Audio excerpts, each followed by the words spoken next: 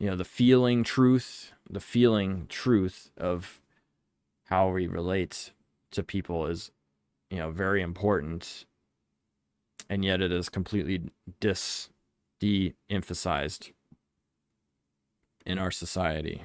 So, and often the best way to express the truth about how we feel is through metaphor, and sort of allowing the possibility for metaphysical realities. And it's not so much, is it important that it's like, is it literal, is it metaphorical? Those lines can blur, but it's sometimes good to act as if it is true, because I think as human beings we've evolved uh, in into creatures who have these instincts and these parts of our brain that need this sort of metaphorical um, form of viewing the world to allow us to maneuver through life more fluidly. Because if we're constantly thinking about, oh, true, false, true, false, true, false, we're not really moving forward. And we often make a lot, through this like deliberation of this logical lens, we kind of inhibit our emotions. But the question is, to what end? To what end are we like creating this intellectual framework of cold logic? Because is it making us happier? Is it making us live better lives? Yes. Like you can look at like the material realities of things that science and inventions have, provided society. And you can say, hey, this is, or look at all this marvelous stuff that we have now. We have longer life expectancy. We have all these conveniences. We have better health. We have more security and more comfortable lives by all these quote unquote objective measures. We say, okay, well, yeah, we have this checklist of, okay, yeah, on paper life looks pretty good, and yet most of us, I don't know, I haven't looked at the numbers, but from my impression of what the world is, people live very depressed, insular lives of separateness and loneliness and isolation. And even people who have other people in their lives, they don't communicate as well, and they're not integrated with each other, and they're not really and expressing honest feelings with each other anymore. And we're all sort of distracted by our devices and technology. And so I think, and this has all happened extremely fast, just within the last 100 years. Technology has been like this invasive species that has captured us. And I think it's testing us very in a very violent sort of way of are we going to be able to survive past this? And so I think it's very important in this day and age to reconnect with nature, to reconnect with our feelings, to understand that there is the emotional reality, what is emotionally true, and then there is what is theoretically true. And so there's the left side of our brain that deals with language and systems and theory, and then there's the right side of our brain that deals more with instinct, feeling, and symbols, and thinks more in terms of universality. So, and I think it's important to understand that, these two parts of our brain, they need to be both strengthened and talk to each other to really be a fully integrated individual. And so it is important, I think, it's never like, true or false, true or false. It's like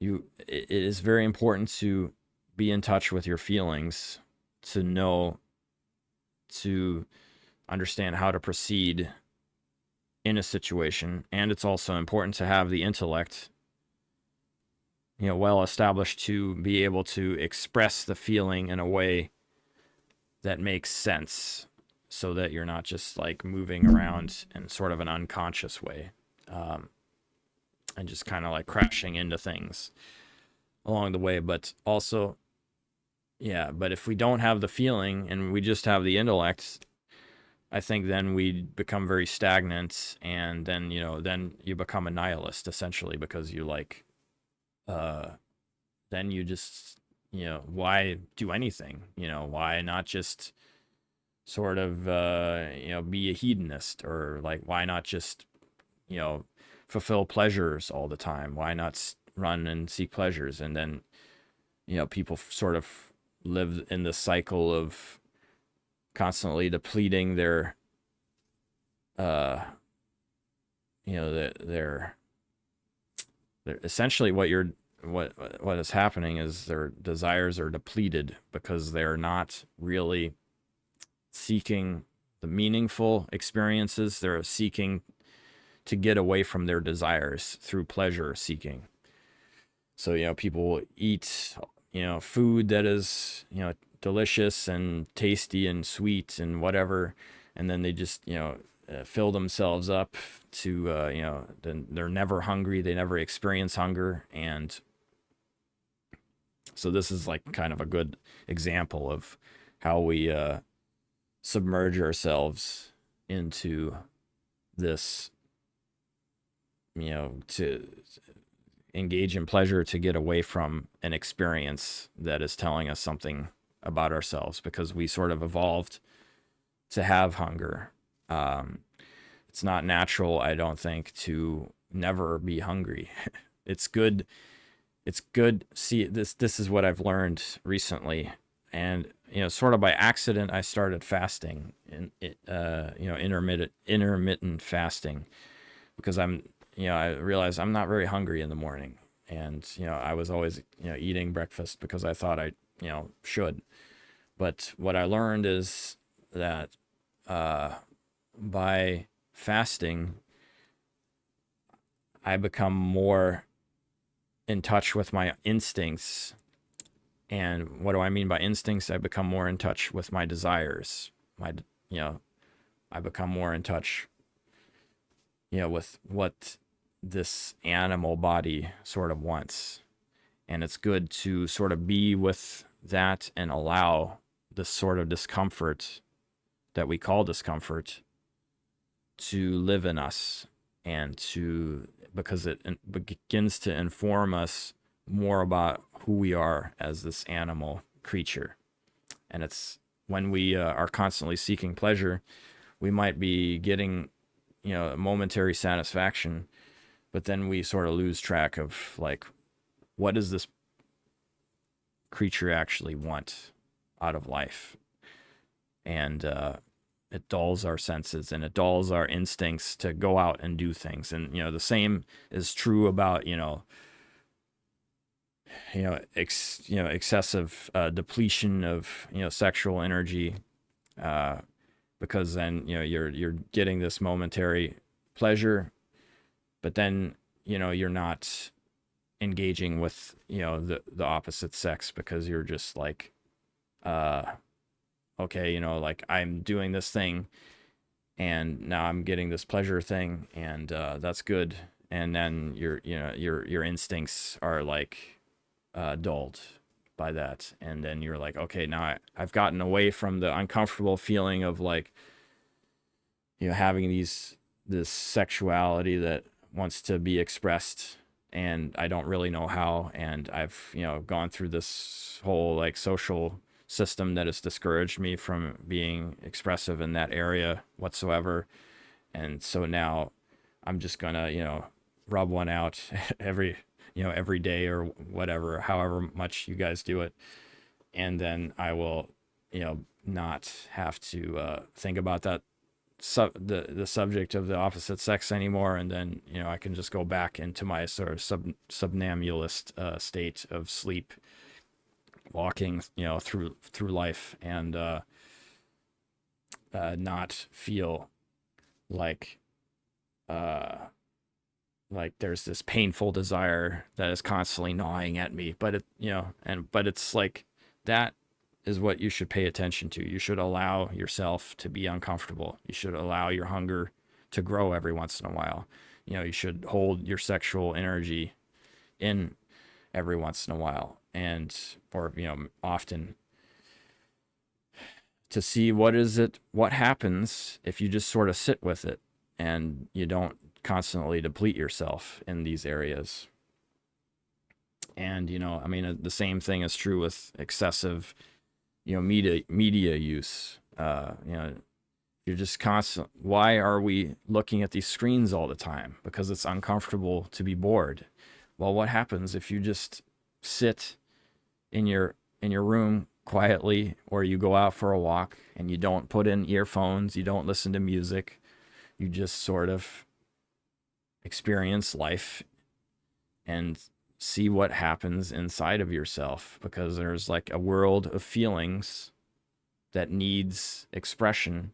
It needs you to pay attention and to find, like, okay, I got these feelings, they're very powerful and they're very strong in the beginning, and like, how do I manage them? So then by allowing yourself to sort of get away from this pleasure seeking, constantly smoking cigarettes or constantly fooding, constantly, rubbing one out, by,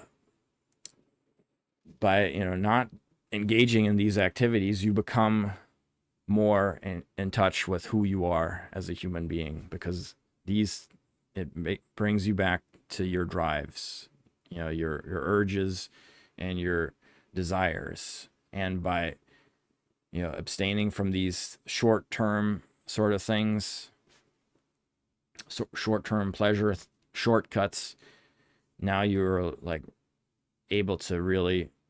you're able to become a stronger person, because you're able to endure these feelings that make you feel bored or uncomfortable, or have uncomfortably strong desires or hunger, and you're able to manage them and become more of a mature person by being with it.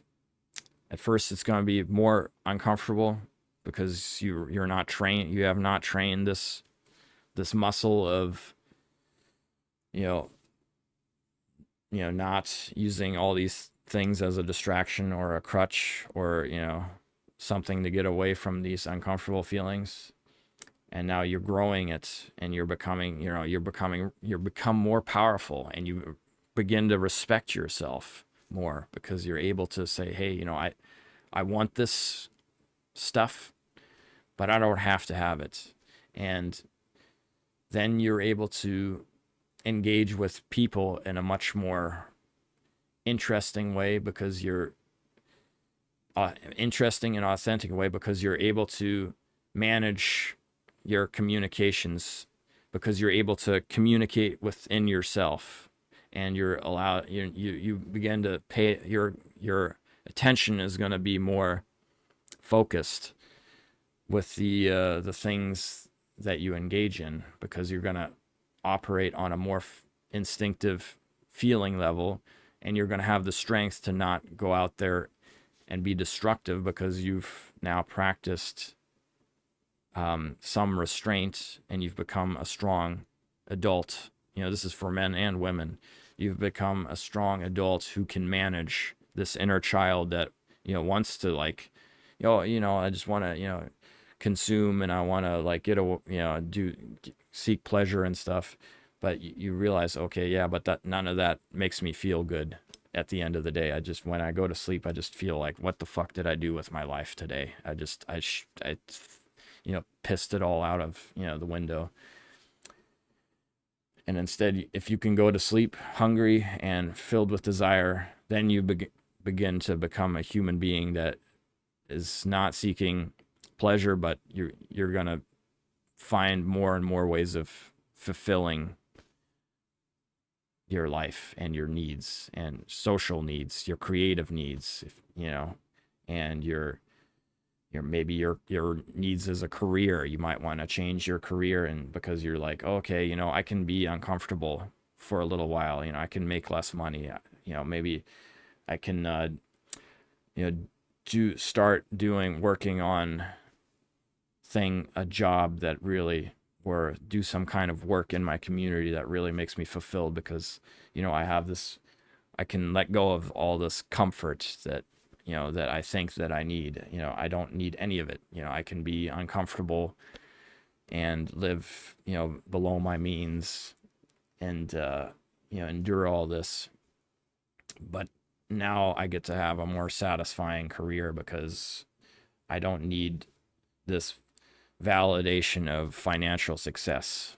I'm I'm actually doing something that is meaningful to my heart, not to my, what theoretically, what is my success on paper, and by what, I've been told about these people who turn out to be imaginary people that we carry around in our head, but in reality, no one cares about our success. So we're like, you know, why are we even doing it at the end of the day?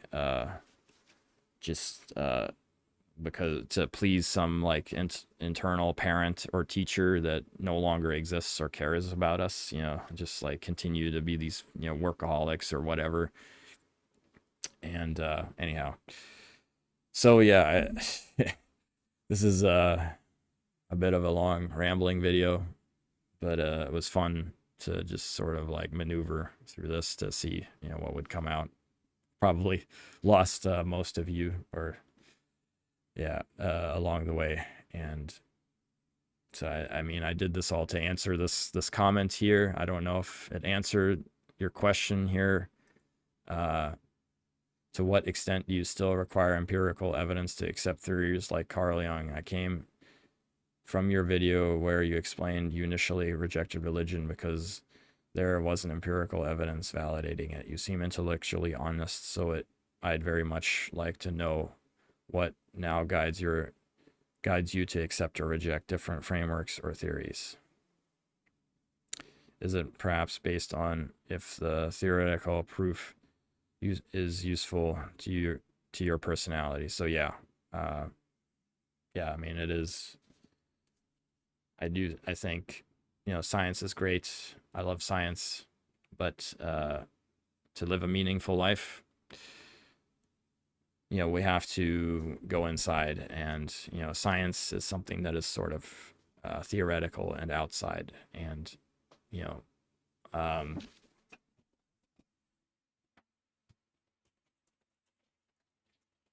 this is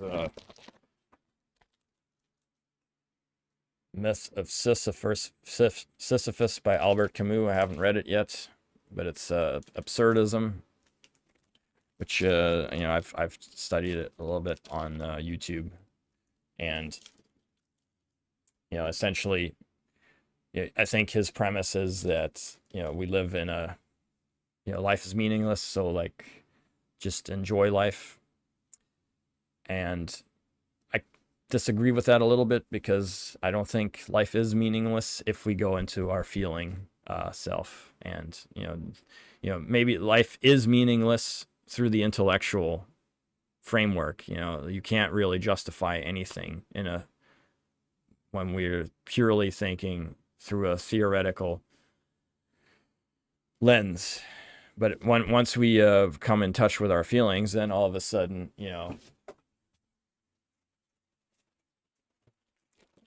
we can read this. We can read this and be like, oh, okay, this means something to this, what's inside of this heart.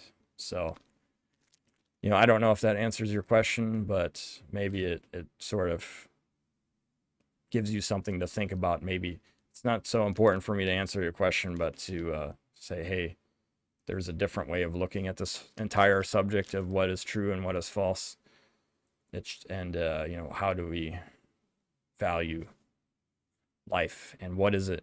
What's more important than what's true or false is what do you want?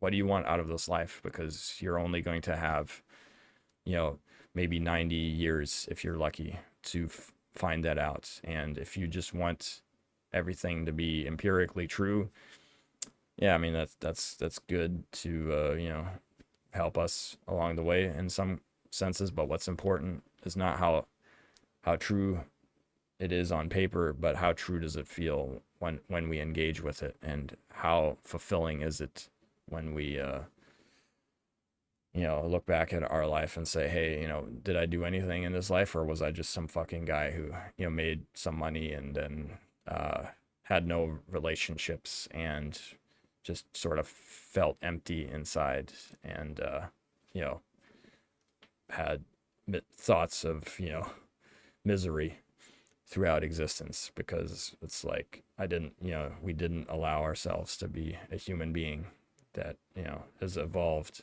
to have these instincts that we're like saying like, oh no, I'm gonna cut everything off. I'm just gonna be this super intellectual person, and I'm not gonna allow myself to feel anything because that's irrational. I'm not gonna be irrational. I'm gonna be intelligent, and I'm gonna think about everything very logically, and get away from me with all this religious bullshit.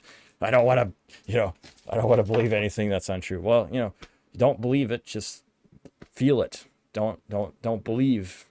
Belief is theoretical, you know, like believing something to be true is kind of like believing, you know, gravity is true. Yeah, I mean, I understand the principle of gravity. It makes sense, and, you know, therefore I believe in it, so it's good. But do I know how it works? No, I don't fucking know how that shit works. That nobody actually fucking does. So, yeah. So yeah, in effect, you know, what is empirically true is largely based on, you know, belief, and, you know, what is uh, true to, you know, spirituality is also, you know, that is also, you know, belief. You know, a lot of that stuff is belief, but what is important is not so much what we believe, but what we feel. So, or what we theoretically understand that makes sense, can be useful, but it's not necessarily always practical to, you know, maneuvering through life and living a fulfilling life. So I would say, let's say if everything is, you know, everything, there is no meaning to life. Well, who cares if, you know, who cares if we believe things that are a little bit silly, or we allow ourselves to go through life in a way that is absurd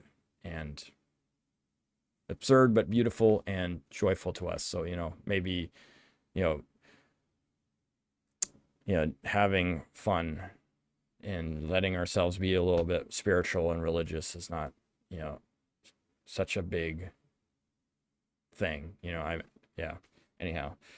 So yeah, I mean, I do very much dislike organized religion that is, you know, prohibitive and tries to control people. But, you know, I also don't like this, you know, education system, and you know, I don't like any system that, you know, basically tells us, you know, you have to do this because we told you to.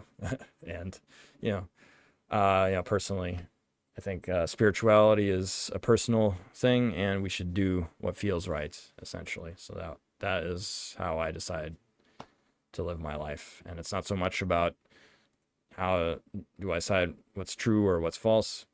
I don't know what's true or false. Nobody fucking does. Nobody knows what's true or false. We can only, you know, empiricism is all about evidence, and it's not about drawing conclusions. It's about saying, this is what it looks like, So we're going to, this is our best working theory, and a theory is not a fact. A theory is, this is our most current and recent understanding. So we're going to operate as if this was true because it seems to be. And theory is all about, it appears to be this way. And it is important to look at the physical realm and say, what we call the physical realm, but we don't really know what is this. Is this physical? Is this energy? We actually don't really know what it is. Is this like some computer simulation, or is this like some dream of Shiva, or Vishnu or something, or God up in heaven? Did he dream all this up, and maybe he'll wake up someday and all this will be disappear? Who knows? I don't know. But it is fun to, like, I don't know, play around with these ideas and try to have figure out how to live a more meaningful life with them, and use science is good and helpful with the practical things of life, but also religion is good to express what is meaningful as a human being and how to live a fulfilling life. But we should never go to extremes, or try to force other people to do things the way we would want to. All we can do is live by example, and hopefully we live by a good example, and that helps other people. So anyway, I will leave it here. This has been kind of fun. I hope some of you stayed through this and made it through all this rambling. But yeah, I'll leave it here. All right, guys. I love you. Have a good one.